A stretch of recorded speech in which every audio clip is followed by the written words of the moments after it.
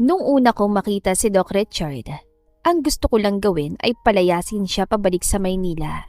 Ang yabang niya, panireklamo sa klinika namin. At akala mo kung sinong hari na naligaw sa baryo.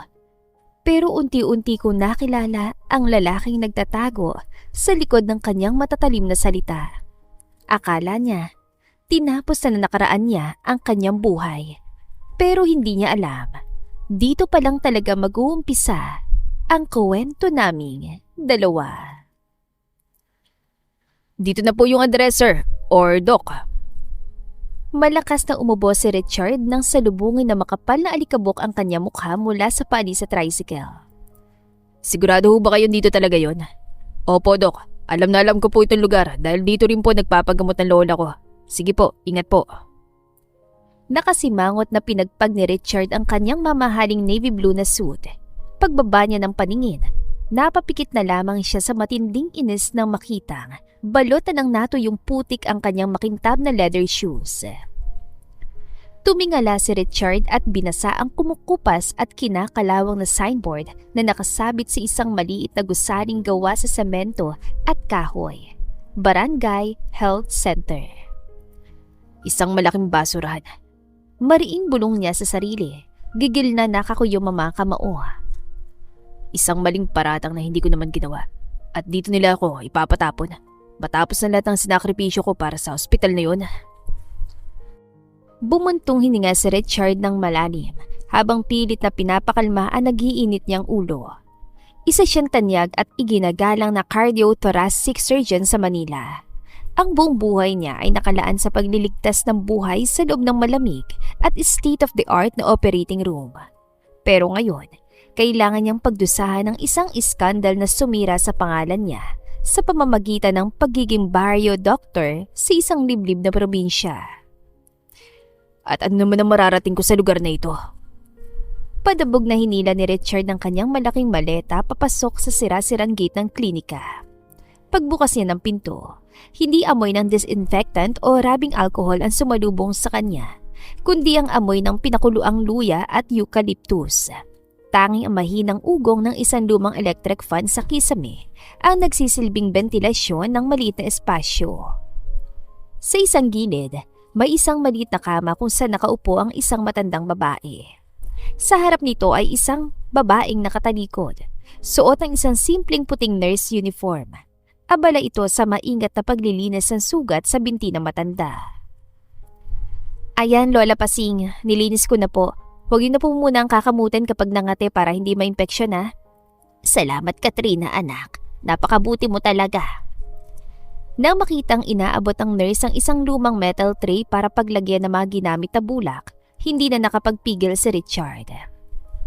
Yan ba yung standard protocol nyo rito? Pinagmasdan ni Richard ang babae. Nakatali ng mataas ang buhok nito na tila ba minadali, walang kahit anong makeup sa mukha at may munting pawis sa noo. Ngunit sa halip na matakot sa otoridad ng kanyang boses, isang nakataas na kilay ang sinalubong ng dalaga sa kanya. Excuse me? May kailangan po kayo, sir? Kung magpapagamot po kayo, pakiiwan na lang yung maleta niyo sa labas kasi humaharang sa daanan. Lalong nagdilim ang mukha ni Richard. Mukha ba siya may sakit? Ako magiging bagong doktor dito. Ako si Dr. Richard Valdemor. At seryoso ba kayo? Ito yung klinika natin. Itinuro ni Richard ang paligid gamit ang kanyang hintuturo. Tila diring-diri sa bawat sulok na makita niya. Nasaan ang triage area? Nasaan ang sterilization room? Pati ba naman yung tray na ginagamit mo? Kinakalawang na. Paano kung magagamot sa ganitong klaseng pasilidad? Gusto niyo bang mamatay ang mga pasyente niyo sa tetanus bago pa sila gumaling? Kaya pala.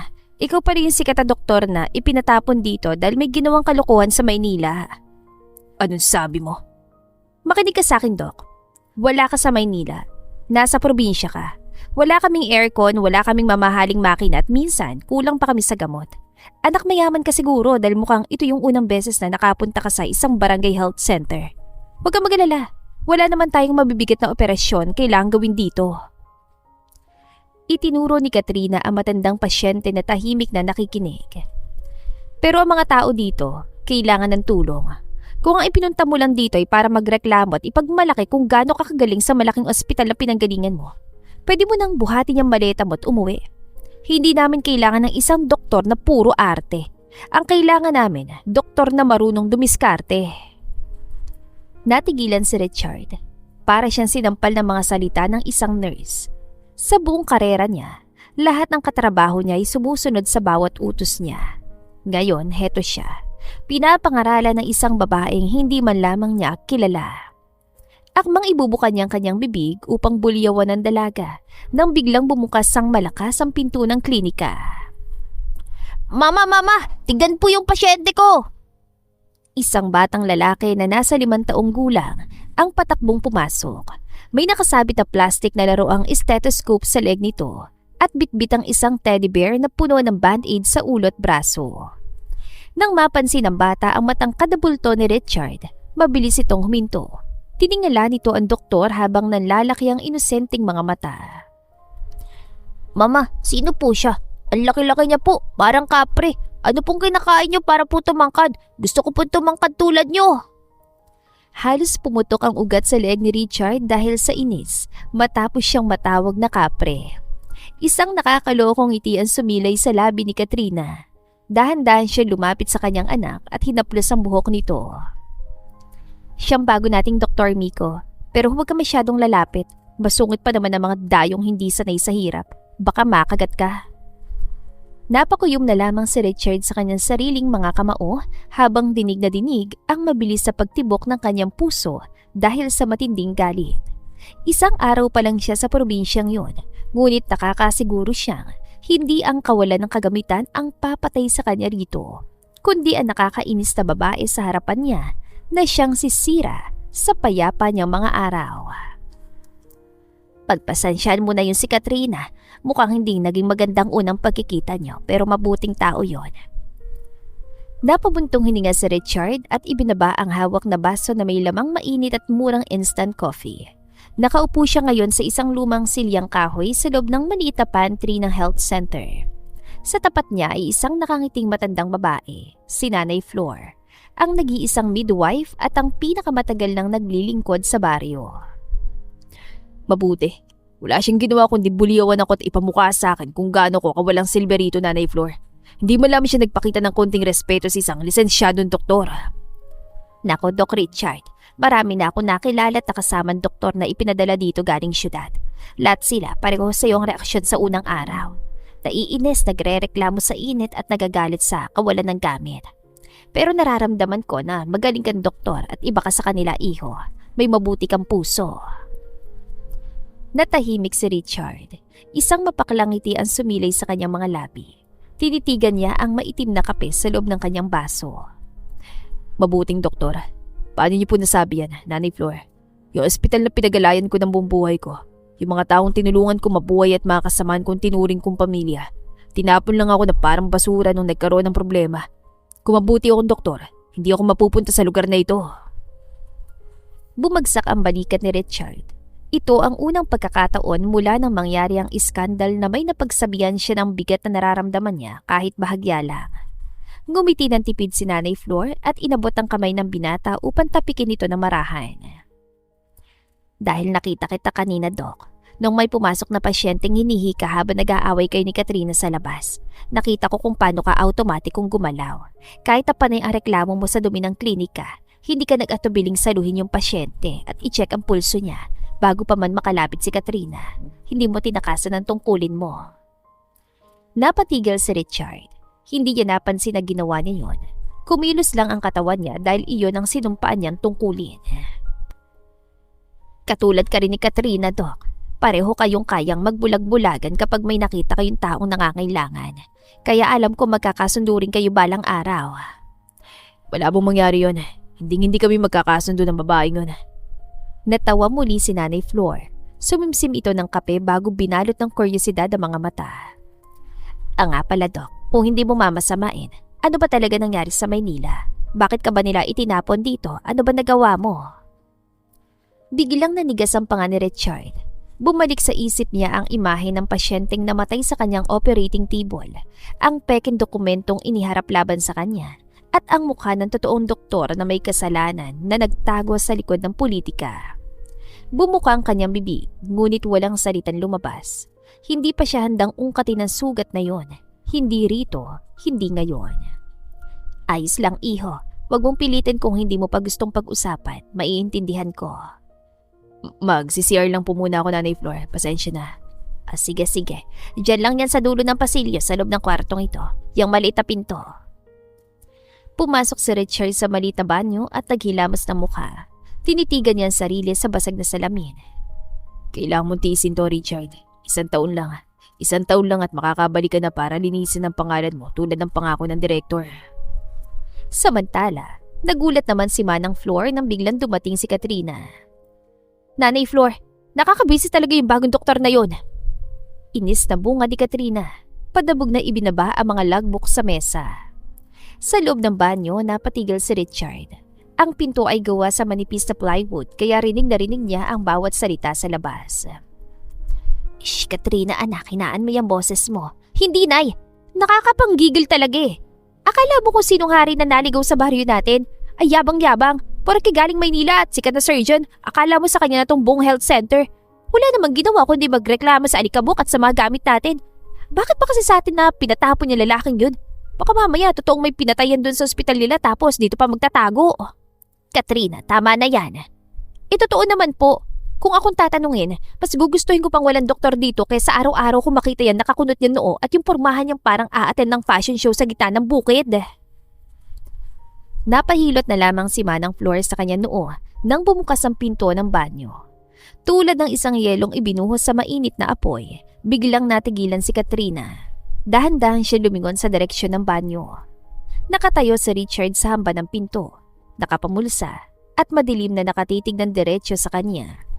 Nanlaki ang mga mata ni Katrina at automatikong nakagat ang kanyang ibabang labi nang ma-realize sa kanina pa nasa loob ang lalaking nilalait niya.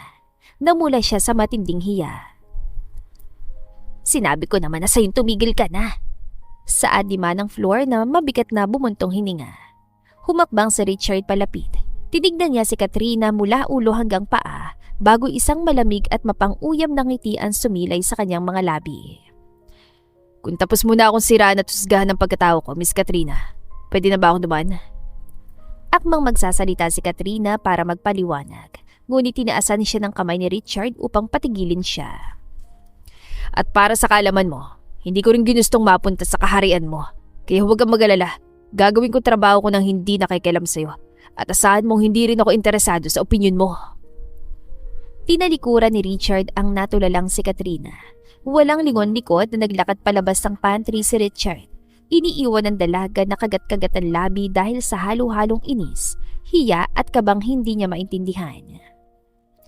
Halos lipa rin ang yero ng Barangay Health Center dahil sa lakas ng hampas ng hangin at buhos ng ulan.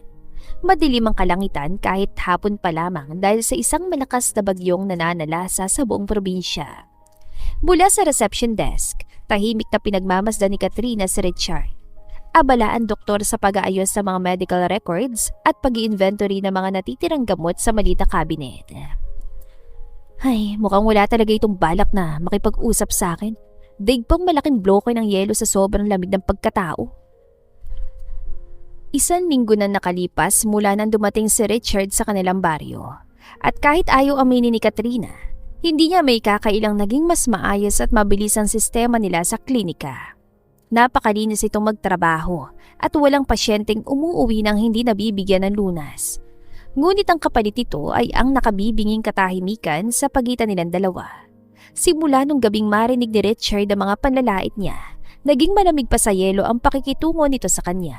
Kakausapin lang siya nito kung tungkol sa pasyente at pagkatapos ay parang hangin na lang ulit siya. Naputol ang pag-iisip ni Katrina nang makarinig siya na mahinang daing mula sa pantry. Mama, ang sakit po ng tiyan ko. Mabilis na iniwan ni Katrina ang desk at pinuntahan si Miko. Namimilipit ang bata sa maliit na higaan doon. Agad na kumuha si Katrina ng efficacent oil at dahan-dahang hinaplos ang tiyan ng kanyang anak. Isabi ko naman kasi sa'yo, wag mong uubusin yung santol na bigay ni Mantasio na impatyo ka tuloy. Habang hinihilot niya ang bata, napansin ni Miko ang paglalim ng buntong hininga ng kanyang ina at ang pasimpleng paglingon nito sa direksyon kung saan naroon si Richard. Mama, galit pa rin po ba si Doc Richard sa'yo? Hindi busy lang talaga yon. Mama, sabi mo kapag may nagawang mali dapat nagsasorry. Mag-sorry ka na po mama, mabait naman po si Doc Binigyan niya po ko ng candy kahapon nung naiwan po kami dito. Natigilan si Katrina. Binigyan ni Richard ng candy ang anak niya? Talaga? Bakit niya ginawa yun? Kasi friends na po kami. Nagsorry na po ako sa kanya at nag-promise na hindi ko na po siya tatawagin kapre. Sabi ni Manang Flor, masama raw po yun. Bumigat ang dibdib ni Katrina dahil sa konsensya. Siguro nga sumobra siya sa panghusga sa doktor. Tamang anak niya. Kailangan niyang lunukin ang pride niya at humingi ng tawad. Akman tatayo na si Katrina upang puntahan si Richard nang biglang bumukas ng malakas ang pinto ng pantry. Pumasok si Nanay Flor na basang-basa ang suot na kapote at bakas ang matinding pag-alala sa mukha. Katrina, nakita mo ba si Richard? Po, nandyan lang po siya sa labas kanina, nag-aayos sa mga gamot. Diyos ko po, bakit hindi mo pinigilan? Po, ano po ba nangyari? Bakit ko naman siya pipigilan? May problema po ba? Saan po ba pumunta? Umalis siya kasama ni Ma'am Berting. Kasi naman pumunta rito si Berting humihingi ng tulong. Yung asawa niya na 2 linggong buntis biglang nakaranas sa matinding pananakit ng tiyan at dinudugo ngayon. Dahil wala ako rito kanina kaya si Richard nagadang sumama sa kanya. Nanlaki ang mga mata ni Katrina. Pakiramdam niya ay tumigil ang pagtibok ng kanyang puso. Kilala niya kung saan nakatira si Mang Berting. Sa Sitio Malaya? Sa itaas ng bundok yun Yun na nga Napakalakas pa ng ulan ngayon. Baka mapano si Richard. Maputik at madulas ang daan paakyat doon. Hindi naman sanay ang doktor na yun sa ganitong lugar. Paano kung mahulog yun sa bangin? Hindi na nag-isip pa ng 2 beses si Katrina. Mabilis siyang tumalikod at hinablot ang kanyang makapal na kapote at ang kanyang emergency medical bag na nakasabit sa gilid ng pinto. Teka Katrina, anong gagawin mo? Delikado sa labas, bumubuhos ang bagyo. Kailangan ko siyang sundan, Nay. Mas kabisado ko ang daan papunta sa Sitio Malaya kaysa sa kanya. Sito po yun, Nay. Malim ba nun sa mga sapat putik sa bundok? Baka kung anong mangyari sa lalaking yun. Binalingan ni Katrina ang kanyang anak na ngayon ay nakaupo na at nanlalaki rin ang mga mata. Nay Flor, maiwan ko muna po rito si Miko sa inyo. Anak, dito ka lang kay Lola Flor mo ha? Susunduin lang ni Mama si Doc. Opo Mama, ingat po kayo. Walang pag-aalinlangan. Binuksan ni Katrina ang pinto ng klinika at sinugod ang nag-aalam na bagyo. Malakas ang hangin at halos wala siyang makita dahil sa kapal ng ulan. Ngunit hindi siya pwedeng umatras. Ang lalaking kanyang nilait bilang pabigat at puro arte ay kasalukuyang itinataya ang sariling buhay sa gitna ng unos para lamang iligtas ang pasyenteng hindi man lamang nito kilala. At hindi niya hahayaang mapahamang ito dahil doon. Walang humpay ang pagbuhos ng ulan at ang paghampas ng malakas na hangin sa kabundukan ng Sitio Malaya. Sa bawat pagakpang ni Richard sa makitid at maputik na daan, ramdam niya ang paninigas ng kanyang mga binti at ang panginginig ng kanyang kalamnan dahil sa matinding lamig. Dok, okay lang po ba kayo? Nag-aalalang tanong ni Mang Berting habang pinupunasan ng ulan sa kanyang mukha. Nakatingin ito sa doktor na halatang nahihirapan sa madulas na bangin, lalo pat bitbit nito ang isang mabigat na medical bag. Huminga ng malalim si Richard habang pilit na iniinda ang pagod. Huwag niyo po akong alalahanin, Mang Berting. Kailangan kong makarating agad sa asawa niyo para masigurong hindi tuluyang bumigay ang matres niya. Base sa sinabi niyo na may matinding pananakit at pagdurugo, baka nakakaranas siya ng threatened miscarriage o placental abruption. Kapag naabusan siya ng dugo, baka pareho silang mawala ng bata, kaya kailangan nating bilisan. Nang marinig yun, lalong binilisan ni Ma'am Berting ang paglalakad. Ngunit sa pagmamadali nilang dalawa, isang maling tapak ang nagawa ni Richard sa isang mabatong bahagi na nabalot ng putik. Nawala ng balansa si Richard at nadulas. Doc! Sigaw ni Ma'am Berting. Dumusdo si Richard pababa sa gilid ng bangin.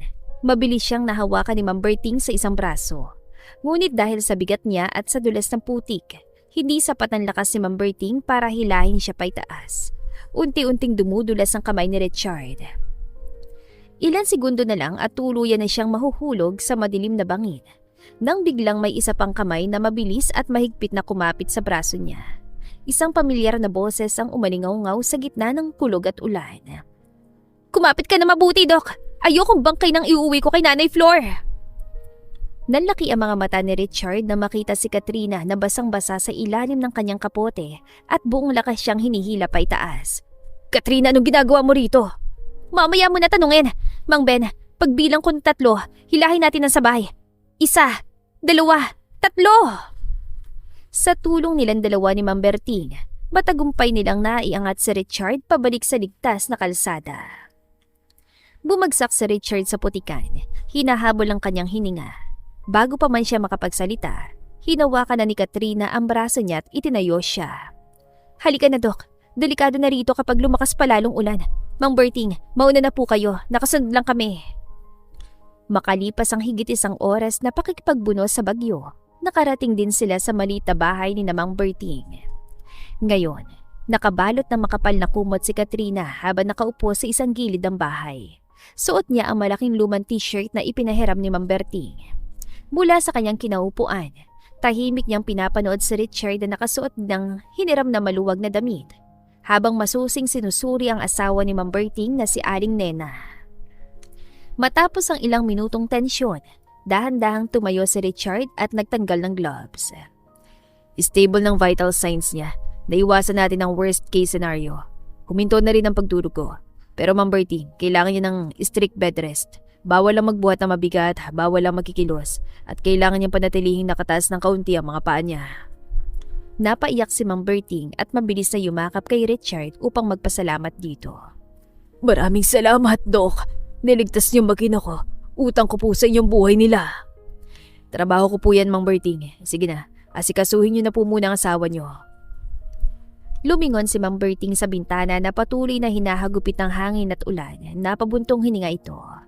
Masyado na pong mapangalibandan pababa. Madilim na at bumabaha na siguro sa sapa. Dito na muna kayo magpalipas ng gabi. May maliit na kwarto doon sa likod. Pwedeng-pwede po kayo doon. Nagkatinginan sina Katrina at Richard. Pareho nilang alam na totoo ang sinabi ng matanda. Wala silang magagawa kundi ang manatili dahil mas delikado kung pipilitin pa nilang umuwi. Sige po, Mang Berting. Salamat. Pagsapit ng gabi, binalot ng matinding lamig at katahimikan ng loob ng maliit na bahay. Bumangon si Katrina at kinuskos ang kanyang mga braso. Hindi siya makatulog. Nang igala niyang kanyang paningin, napansin niyang wala si Richard sa higaan nito. Dumungaw siya sa labas ng kwarto at nakita ang doktor na nakaupo sa maliit na mesa sa kusina. Katabi ang isang gasera na nagsisilbing ilaw nito. Tahimik itong nagbabasa ng isang maliit na libro. Dahan-dahang lumapit si Katrina at umupo sa silyang kahoy sa tapat ng binata. Hindi ka ba makatulog dahil hindi malambot ang higaan? Hindi naman. Sanay lang ako nagbabasa tuwing gabi o kapag maraming iniisip. Ano ba yung binabasa mo? Natigilan si Richard at sandaling nag-aalinlangan. Isang medical journal na isinalin sa isang libro. Nagbabasa lang ako ng mga lumang case studies. Tumango si Katrina. Pinagmasdan niya mukha ng doktor sa ilalim ng mainit na liwanag ng gasera. Hindi naman pala talaga ito mukhang mayabang. Sadyan lagi lamang itong seryoso, lalo na sa propesyon nito. Huminga ng malalim ang dalaga at kinagat ang kanyang ibabang labi. Doc, gusto ko sanang humingi ng tawad sa lahat ng sinabi ko simula nung dumating ka. Napatigil si Richard, tila hindi inaasahan ang narinig. Sorry kung hinusgahan agad kita. Lalo na yung sinabi ko na baka may namatay na pasyente kaya ka ipinatapon dito. Mali ako doon. Nakita ko kung paano mo sinugal yung sarili mong buhay kanina. Munti ka nang mahulog sa bangin para lang sa isang pasyenteng hindi mo naman kilala at hindi naman kaya magbayad ng malaking halaga. Ang isang doktor na walang pakialam sa mga pasyente at mamamatay tao, hinding-hindi gagawin yun. Natahimik si Richard. Tinitigan niya ang apoy ng gasera na sumasayaw sa hangin. Paano kung totoo? Paano kung may namatay talagang pasyente nang dahil sa akin? Kung may nawalan man ng buhay sa operating table mo, alam kong hindi mo yun sinadya. Paano ka nakakasiguro? Dahil doktor ka, hindi ka Diyos. Tayo bilang mga medical workers, araw-araw natin gustong iligtas lahat ng taong lumalapit sa atin. Ibinibigay natin ang lahat ng kaya natin. Pero tao lang tayo. May hangganan ng siyensya at ang kakayahan natin. At alam ko, sa tuwing may hindi tayo na isasalba, mas masakit yun para sa atin kaysa sa kahit anong paratang nila. Parang may isang mabigat na pader na gumuho sa loob ni Richard. Ang mga salitang iyon ang eksaktong gusto niyang marinig mula sa mga kasamahan niya sa Maynila noong mga panahong sinisisi siya ng lahat. Sana, ganyan din sila mag-isip tulad mo. Kung naisip lang nila yan, baka nagdalawang isip man lang sila na bago ako palisin. Bulong ni Richard na hindi masyadong narinig ni Katrina. Ano yon? Napalunok si Richard at sa unang pagkakataon, binuksan niya ang pinto ng kanyang nakaraan. It was a complicated bypass surgery. Anak ng isang sikat na politiko. Sinabi ko na sa kanilang panganib na high risk ang operasyon. Pero inilipat ng hospital director ang responsibilidad sa akin. Nang hindi kinaya ng katawan ng pasyente at namatay siya, ako ang tinuro nilang may kasalanan. Pinalabas silang nagkamali ako sa incision. The hospital needed funding from that politician and they needed a scapegoat. At ako yun, ako ang ginamit nila. Nakita ni Katrina ang matinding pait at sakit sa mga mata ni Richard. Ang lalaking akala niya'y mapagmataas ay biktima rin pala ng isang malupit na sistema. Umabot si Katrina sa ibabaw ng mesa at dahan-dahang tinapik ang kamay ni Richard. Nasaktan ka sa pagtataboy nila sa'yo at naiintindihan ko yon. Pero tignan mong paligid mo ngayon, Doc. Nakita mo ba kung paano umiyak si Mang Berting kanina? Dito sa baryo namin, walang politika. Walang pakialam ang mga tao rito kung ano nakaraan mo o kung sinong kinalaban mo sa Maynila. Ang tanging mahalaga sa kanila ay nandito ka at ikaw ang nagdugtong sa buhay ng mga mahal nila sa buhay. Tinitigan ni Richard si Katrina. Sa loob ng maraming buwan ng pananahimik at galit, ngayon lamang ulit siya nakaramdam ng tunay na kapayapaan. Ang mga mata ng dalagang ito na nag-aapoy sa tapang kanina ay ngayon ay nagbibigay sa kanya ng kakaibang ginhawa. Isang tipid na totoong ngiti ang unti-unting sumilay sa labi ni Richard.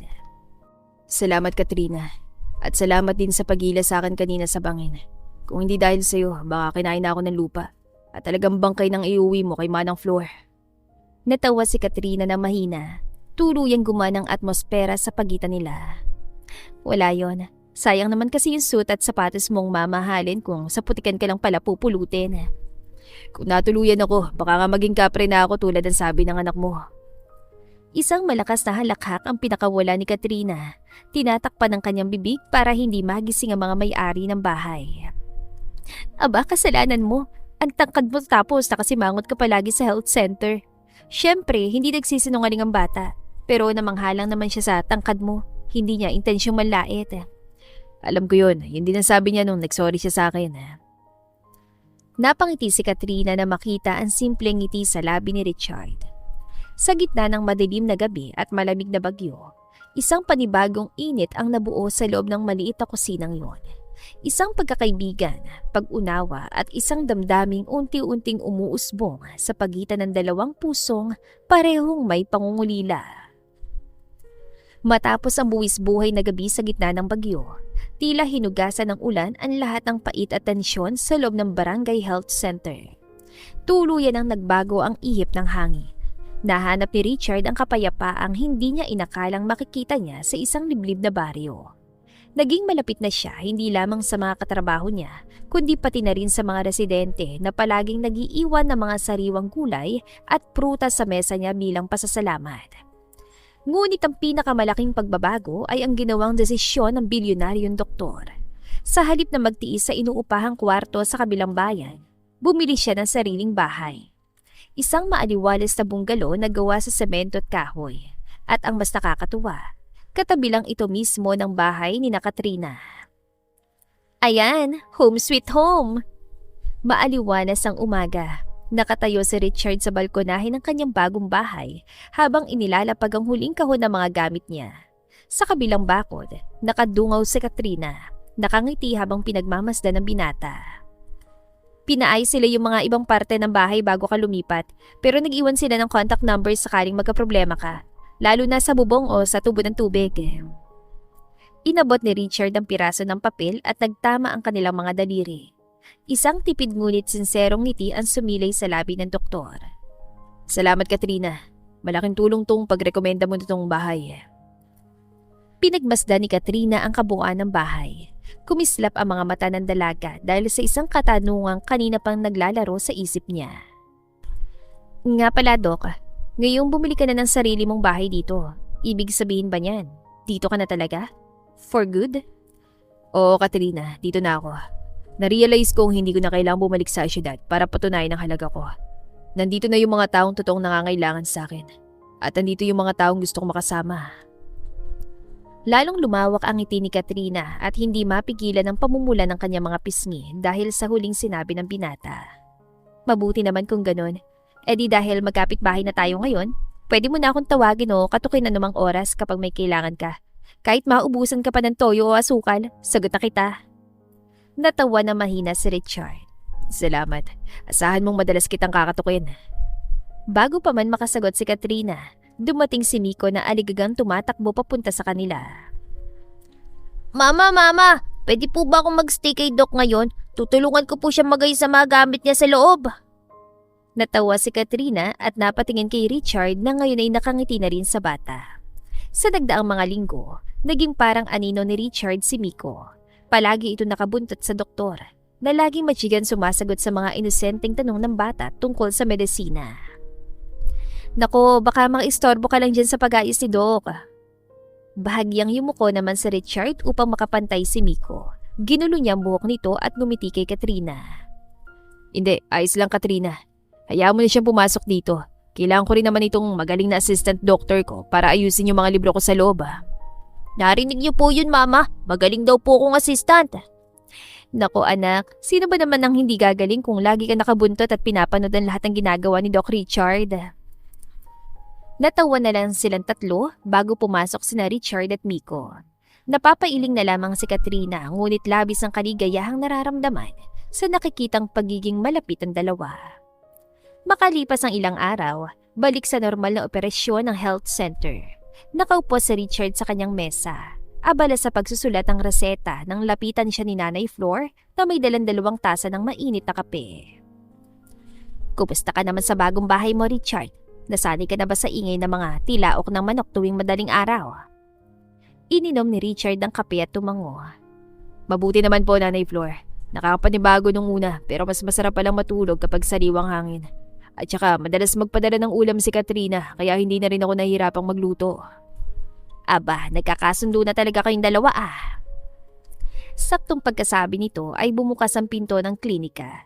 Pumasok si Katrina. Hingal na hingal at mukhang kagagaling lang sa mabilis sa paglalakad. Ay, good morning sa inyo. Oh, Katrina, nandyan ka na pala. Teka, nasan si Miko? Himalat hindi mo yata kasamang makulit na yun ngayon. Napakunatan noon ni Katrina at inilalapag ang kanyang bag sa counter. Pumamewang ito at ngumiti. Nay Flor naman, first day in school ni Miko ngayon sa kindergarten. Hindi ako makapaniwalang nakalimutan nyo. Grabeng excitement noon kahapon pa. Kanina madaling araw pa nga nagising para isukat yung uniform niya eh. Ay, oo nga pala. Pasensya na't ulyanin na. Nangako pa naman sa akin yun na magkakaroon daw siya ng maraming star na stamp sa kamay mula sa teacher niya. Kaya nga po susunduin ko na lang mamayang hapon pagkatapos ng shift natin. Nakangiting sagot ni Katrina. Tumingin ito kay Richard at bahagyang ngumiti bago binalingan muli ang matanda. Sige po, Nay, mag-aayos muna ako ng mga gauze pads doon sa kabilang kwarto bago dumami ang pasyente natin. Nang makapasok na si Katrina sa kabilang silid, naiwan muli sina Richard at Nanay Flor. Pinagbasdan ni Richard ang pintong pinasukan ng dalaga. Kumunot ang kanya noo dahil sa isang katanungang matagal nang bumabagabag sa kanya simula nang makilala niya mag-ina. Nanay Flor, nasaan bang asawa ni Katrina? Yung tatay ni Miko. Bakit ni minsan hindi ko siya nakikita o nababalitaan? Napatigil si Nanay Flor sa pag-ayos sa mga folders. Dahan-dahan itong lumingon kay Richard nang may pilyang ngiti sa labi. Aba, himalat nagtatanong ang sikat na doktor tungkol sa personal na buhay ng nurse natin. Interesado ka na ba kay Katrina, Doc? Sabihin mo lang nang matulungan kita. Mabilis na umiwas ang tingin si Richard. Pilit na itinatago ang bahagyang pamumula ng kanyang mga tainga. Hindi naman po sa gano'n, Nay Flor. Nagtataka lang ako, napakasipag niya tapos mag-isa niyang tinataguyod si Miko. Imposible namang walang tumutulong sa kanya. Bumuntong hininga matanda. Nawala ang mapanuksong ngiti nito at napalitan ng simpatya. Maagang umibig yang si Katrina. Nakilala niya yung lalaking yun dito rin sa baryo natin. Nangako ng kasal. Nangakong bubuo sila ng pamilya. Pero nung nalamang buntis si Katrina at nagdadalang tao kay Miko, biglang natakot sa responsibilidad ng lalaki. Lumisan papuntang Maynila para daw maghanap ng trabaho pero hindi na bumalik kahit kailan. Nakuyom ni Richard ang kanyang kamao sa ilalim ng mesa. Isang matinding inis ang naramdaman niya para sa lalaking hindi man lang niya kilala. Mag-isa siya ng anak at nagpalaki sa bata, kaya ganyang katapang at kapalaban ng babaeng yan. Itinayo niya ang sarili niya para kay Miko. Hindi niya kailangan ng lalaking sasaktan lang ulit siya. Ang kailangan niya, isang taong kayang panindigan siya at ang anak niya. Natahimik si Richard. Ang inis na naramdaman niya ay mabilis na napalitan ng matinding paghanga. Na-realize niya kung gaano katatag ang babaeng palaging nakikipagtalo sa kanya noon. At habang tinititigan niya ang pintuan kung saan naroon si Katrina, isang bagay ang luminaw sa isip at puso niya. Gusto niyang mas paganin ang buhay ni Katrina sa anumang paraan na pwede niyang gawin. O Dok, mukhang dumating ng unang pasyente mo sa araw na ito. Biglang sa adima ng floor nang pumasok ang isang matandang mag-asawa. O sige, doon na muna ako sa loob para tulungan si Katrina. Dok, bilisan mo sumunod ka agad para hindi lumamig yung pagkain. Nagluto ako ng paborito mong sinigang. Nakangiting lumingon si Richard mula sa kanyang mesa. O sige Katrina, ililigpit ko lang itong mga libro ko. Susunod agad ako. Tumango si Katrina at naglakad palabas ng klinika patungo sa kanyang bahay. Habang naglalakad sa tahimik na kalsada ng baryo, hindi niya napigilang kagatin ang kanyang ibabang labi dahil sa tindi ng kilig na nararamdaman. Napahawak siya sa kanyang dibdib at naramdaman ng mabilis at malakas na pagkabog ng kanyang puso. Baliw na yata ako. Nahuhulog na ba talaga ako kay Richard? Pero sino ba naman ang hindi magkakagusto sa kanya? Ang gwapo niya, napakagaling na doktor, at higit sa lahat, sobrang bait niya sa amin ni Miko. Patuloy siya sa pagngiti hanggang sa makalapit siya sa mismong bakod ng kanilang bahay. Ngunit bago pa man niya mabuksan ang gate, napansin niyang isang itim na sasakyan na pumarada sa tapat ng bahay ni Richard. Napakunutan noon ni Katrina. May isang lalaking nakasuot ang formal na suit ang lumabas mula roon at seryosong kinakausap ang doktor. Mula sa kinatatayuan niya, kitang-kita niya ang pag-igting ng panga ni Richard. Dala ng kuryosidad at kaba, dahan-dahang humakbang palapit si Katrina at nagtago ng bahagya sa likod ng malaking puno ng mangga upang makinig. Dr. Valdemor, napatunayan na po ng board ang totoo. Nalinis ng pangalan niyo. Nakulong na totoong may sala sa operasyon at pinababalik na po kayo ng hospital director. Kailangan ng ospital ang mga kamay at kakayahan niyo. Babalik na po sa inyo lahat ng posisyon niyo and board promise that you will be well compensated for all the troubles you went through dahil sa issue. Tila binuhusan ng malamig na tubig si Katrina. Nanlaki ang kanyang mga mata at napakapit siya na mahigpit sa puno. Babalik? Aalis na si Richard? Natahimik si Richard ng ilang segundo. Isinilid dito ang mga kamay sa bulsa at bumuntong hininga. Pag-iisipan ko. Ang tatlong salitang yon ay parang patalim na bumaon sa dibdib ni Katrina. Pag-iisipan. Hindi ito direktang tumanggi. Siyempre, bakit nga ba siya tatanggi? Iyon ang pangarap niya. Iyon ang buhay ni Richard bago pa man ito napadpad sa malikabok at maliit na baryong ito. Bago pa man siya makita ng dalawa, mabilis na tumalikod si Katrina at naglakad papasok sa kanilang bahay. Pagdating sa kusina, tulala siya na upo sa harap ng hapagkainan. Tila gumuho ang lahat ng saya na meron sa kanya. Mama, bakit po parang malungkot ka? Masakit po ba tiyan mo? Pilit na ngumiti si Katrina at umiling. Hinaplos niya ang buhok ng anak. Hindi anak, wala to. Pagod lang si mama at gutom. Sige na, kumain ka na anak dahil may assignment ka pang gagawin. Ilan sandali pa, narinig nila ang pagbukas ng pinto. Pumasok si Richard, may maaliwalas ang ngiti sa labi at tila walang mabigat na balitang natanggap. Ang bango naman ng mga pagkain. Masayang bati ni Richard. Naupo siya sa tabi ni Miko at ginulo ang buhok ng bata. Nagsimula silang kumain. Walang patid ang pagkukwento ni Miko tungkol sa mga natutunan niya sa school mula sa pagkulay hanggang sa bago nitong kalaro. Tuwan-tuwa naman sumasagot at nakikinig si Richard. Ngunit sa gitna ng usapan, hindi nakaligtas sa matalas sa pakiramdam ni Richard ang pananahimik ni Katrina. Nakatitig lamang ang dalaga sa kanyang plato at tipid na sumasagot kapag kinakausap. Kaya naman na matapos silang kumain at makapanood ng cartoon si Miko sa sala, nilapitan ni Richard si Katrina na abala sa paghuhugas ng plato. Katrina, pwede ba kitang maistorbo sandali? Kailangan ko kasing ilista yung mga stocks ng gamot at supply na kailangan natin sa health center. Bibili ako sa syudad bukas kaya kailangan kong tulong mo para masigurong walang makakalimutan. Pwede ka ba sumama sa bahay ko para gawin natin yung listahan? Sige, tapusin ko lang to.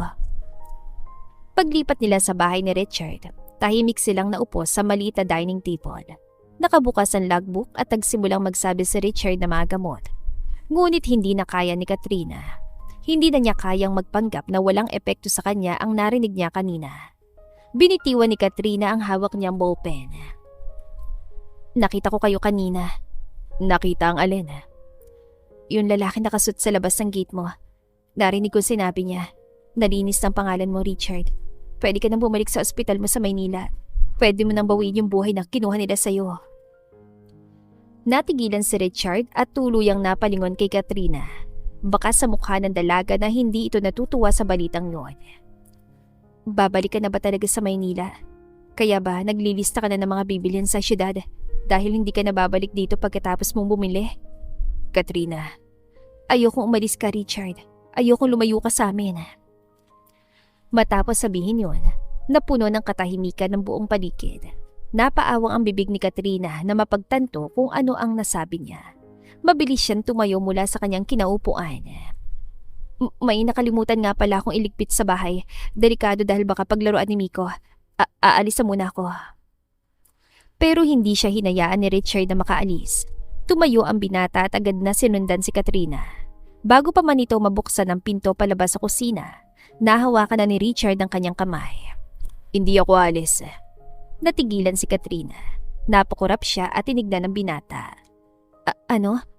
Sinabi ko na sa kanya na pag-iisipan ko, hindi dahil gusto kong bumalik, kundi dahil gusto kong isipin kung paano ko sila formal na tatanggihan nang hindi na sila babalik dito para guluhin ako.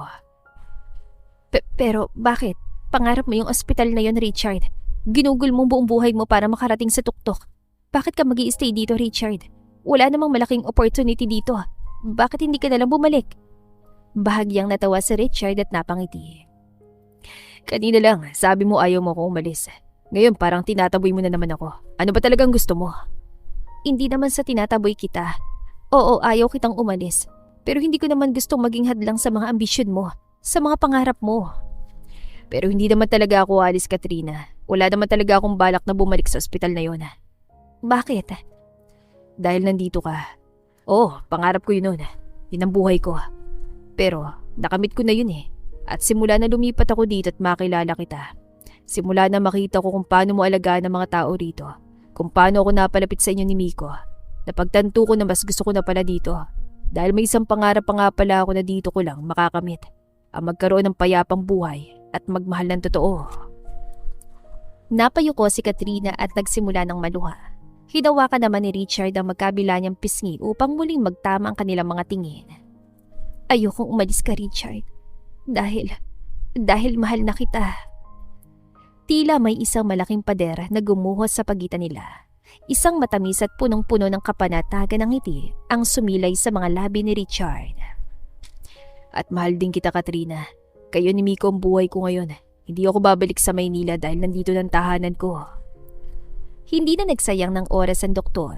Inangkin ni Richard ang mga labi ni Katrina sa isang malalim, mapusok at nakakapasong halik. Kusang bumukas sa mga labi ng dalaga. Tinutugon ang bawat galaw at pananabik ng binata. Napasinghap si Katrina nang maramdaman niya ang malalaki at maiinit na kamay ni Richard na gumapang pababa sa kanyang baywang at hinahatak siya ng mas malapit hanggang sa wala na silang puwang sa isa't isa. Sa isang mabilis na galaw, binuhat ni Richard si Katrina.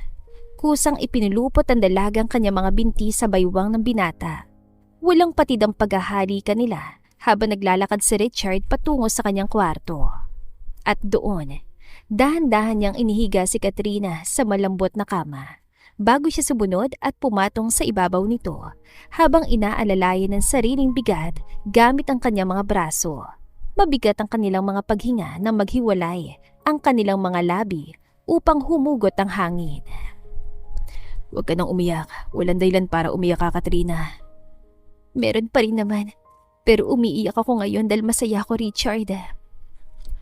Hinubad ni Richard ang kanyang sariling t-shirt at inihagis ito sa sahig. Inilalantad ang matipuno at nagpapawis itong dibdib bago tuluyang alisin ang mga natitirang hadlang sa pagitan nila. Pinasadahan ni Richard ang maiinit na halikan leeg, balikat at dibdib ng dalaga na nagpakawala ng mga matatamis sa daing mula kay Katrina. Bawat haplos at bawat halik ay nagpapabura sa lahat ng takot na naramdaman niya kanina. Sa mga sandaling yun, pinag-isa nila ang kanilang mga katawan at kaluluwa. Ang dating masungit na doktor na itinapon sa baryo ay tuluyan ang nahanap ang kanyang puso sa babaeng hindi niya inakalang magiging buong mundo niya. Kung may magsasabi kay Richard noon na ang kaligayahan niya ay matatagpuan sa isang maalikabok at liblib na baryo, paniguradong tatawanan niya lang ito. Ngunit ngayon, ang paggising tuwing umaga na may amoy ng kaping barako at mainit na pandesal ang pinakapaborito niyang bahagi ng araw. Dok, gising na po! Napadilat si Richard na maramdaman ang bigat ng isang maliit na bata na tumalon sa ibabaw ng kanyang tiyan. Umalingaw-ngaw ang pamilyar at masayang hagik-hik ni Miko sa loob ng kanyang kwarto. Pumikit muli si Richard at kunwaring humilik ng malakas. Inabot niya ang bata at mabilis itong kiniliti sa tagiliran, dahilan para mas lalong tumawa si Miko. Tama na po! Sabi ni Mama kakain na raw po! Ganun ba? Pero parang gusto pa rin kitang kilitiin. Tama na po! I surrender! Halika na, Miko. Puntahan na lang natin ang mama mo. Bumangon si Richard. Binuhat si Miko at ipinatong sa kanyang matipunong balikat.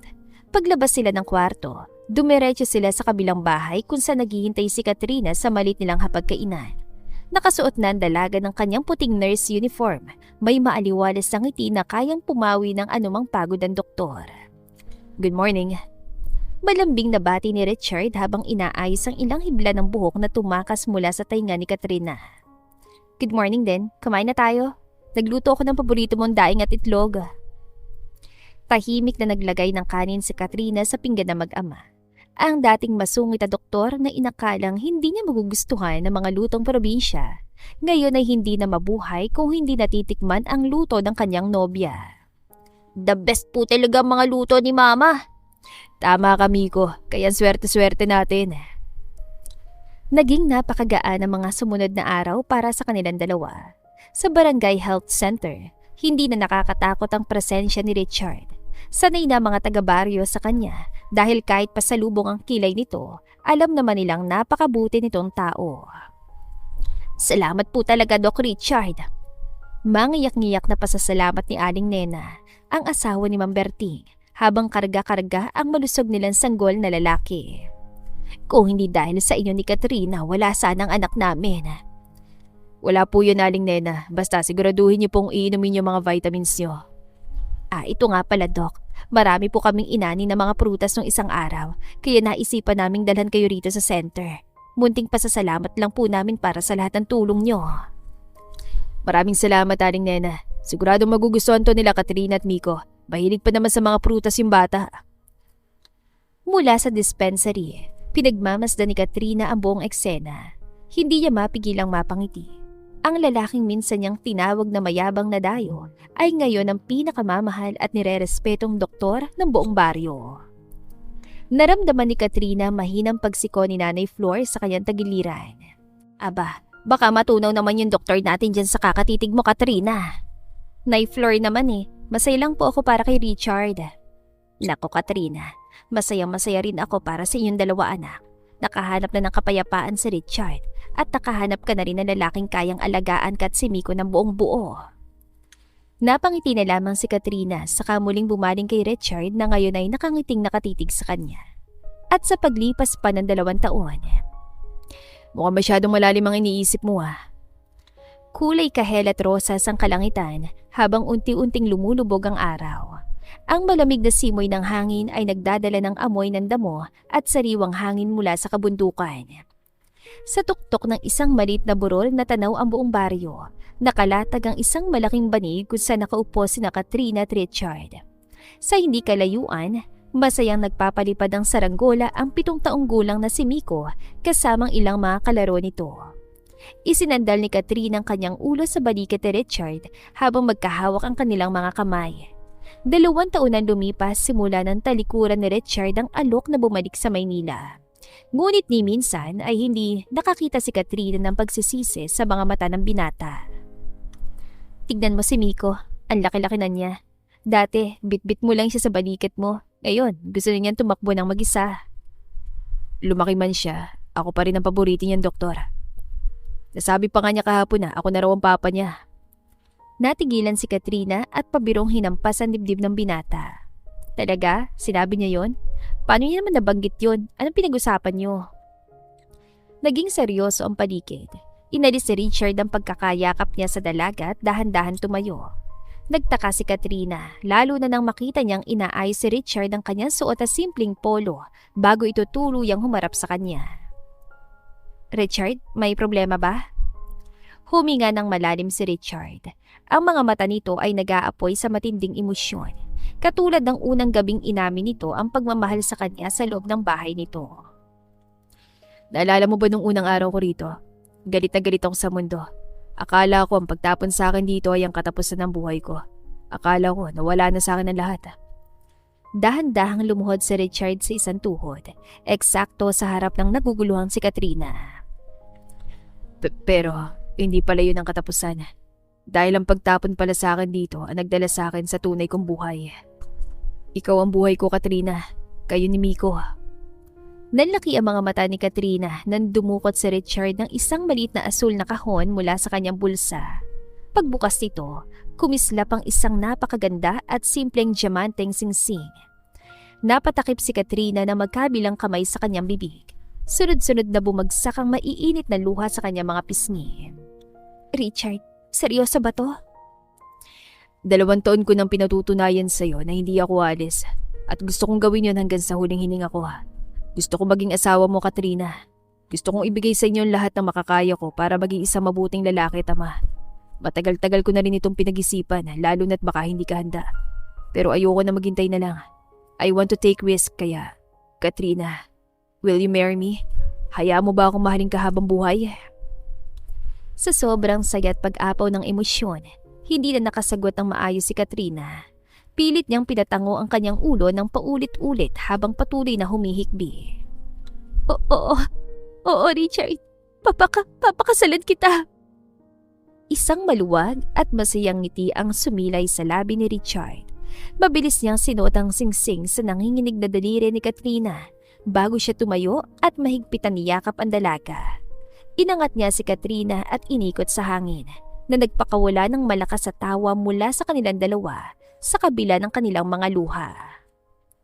Pagbaba niya kay Katrina, inangkin niya ang mga labi nito sa isang napakatamis, malalim at nangangakong halik sa ilalim ng kulay kahel na kalangitan.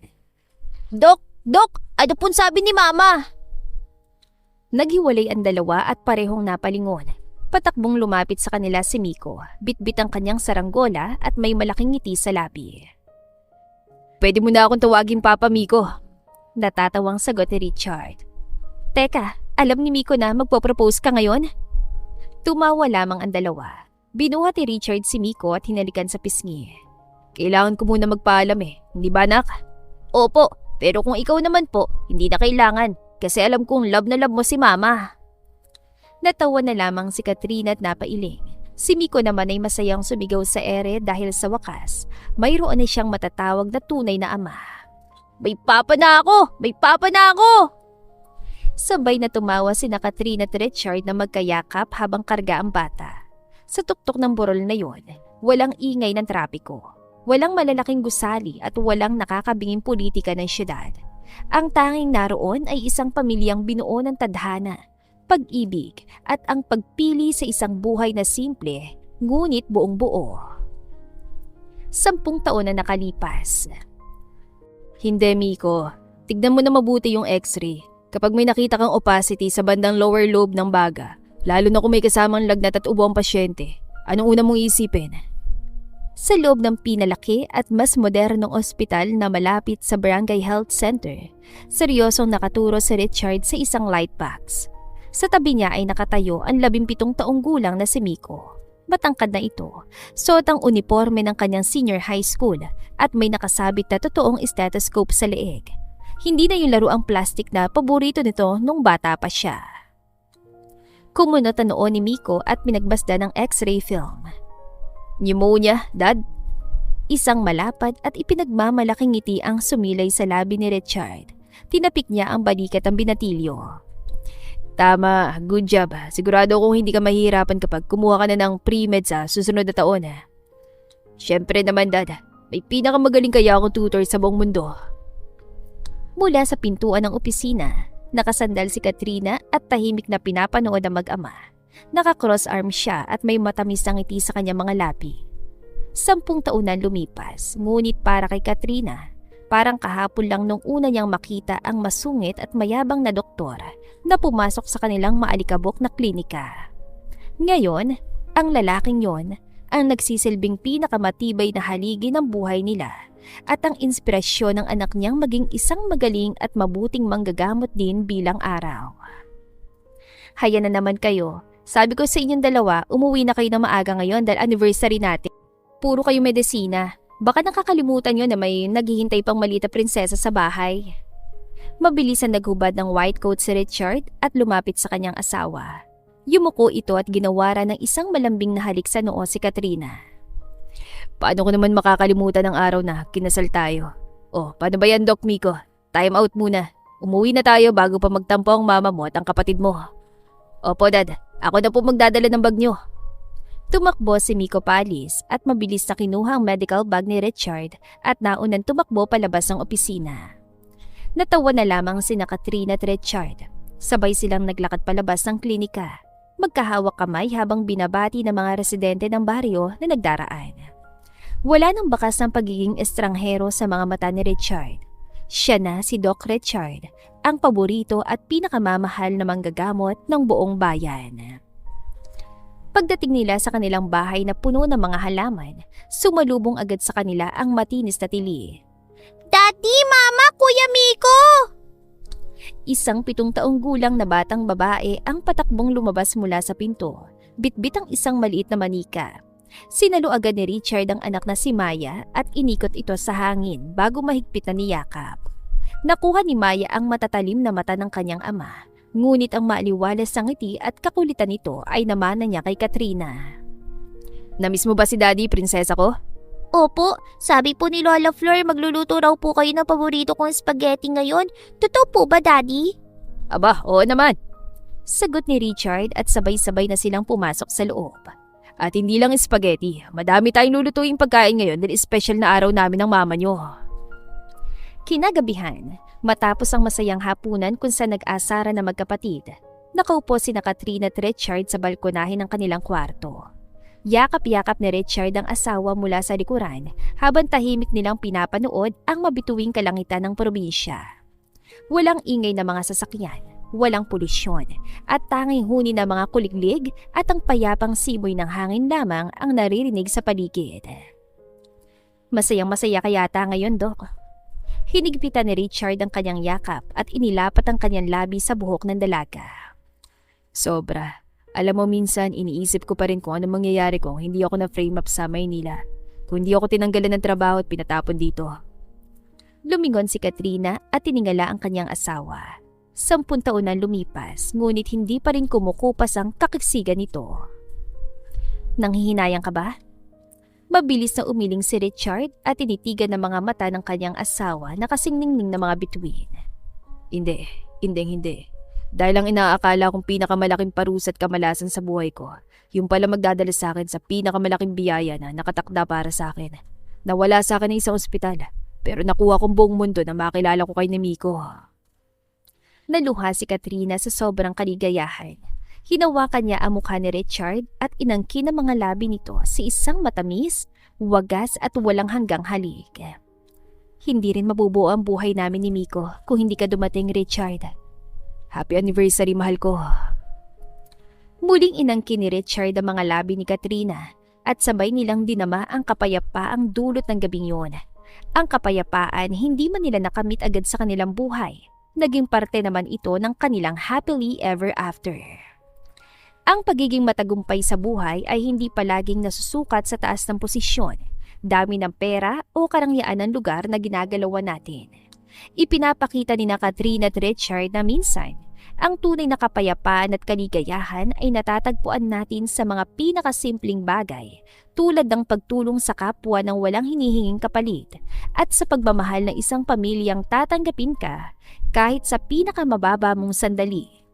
Dahil kahit gaano pa kalakas ang unos na sumira sa nakaraan mo, palaging may bagong umagang magdadala sa iyo sa tamang tahanan. At dito na po nagtatapos ang ating kwentong pag-ibig. Maraming salamat po sa pakikinig. To God be the highest glory. Hanggang sa muli. Paalam!